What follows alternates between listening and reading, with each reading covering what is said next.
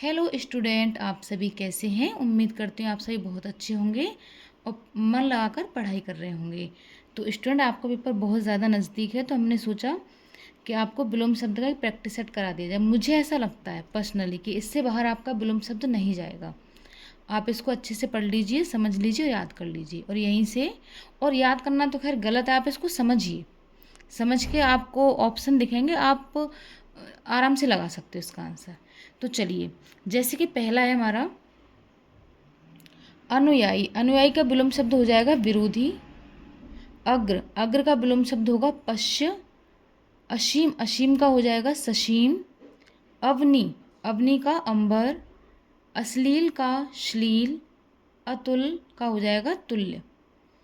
अमावस्या का पूर्णिमा। अपकर्ष का उत्कर्ष। अवनत का हो जाएगा उन्नत। अधम का मतलब हो जाएगा उत्तम। आर्द्र, आर्द्र का आप शुष्क भी लिख सकते हो या फिर आप अनाद्र भी, जो भी ऑप्शन में आएगा आप वो कर दीजिए। अज्ञ का विज्ञ हो जाएगा।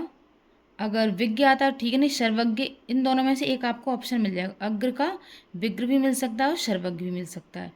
अर्पण का ग्रहण, यानी अर्पण यानी किसी को हमने कुछ दे दिया। ग्रहण का मतलब हमने किसी से ले लिया।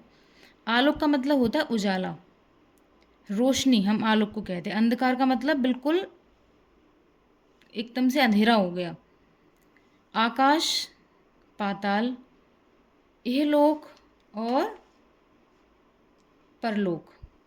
अवर का हो जाएगा प्रवर। इति का हो जाएगा विलोम शब्द अथ। इस अथ का मतलब होता है प्रारंभ।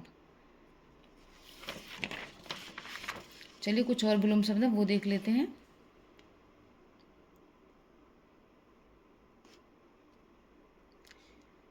उन्मुख का हो जाएगा विमुख। उल्लास का विषाद। ऊपरी लिखित, ऊपरी लिखित का हो जाएगा अधोलिखित। उन्मूलन, रोपण, ये वेरी इंपॉर्टेंट है, ये रिपीट होते ही रहते हैं। ये भी इम्पोर्टेंट है।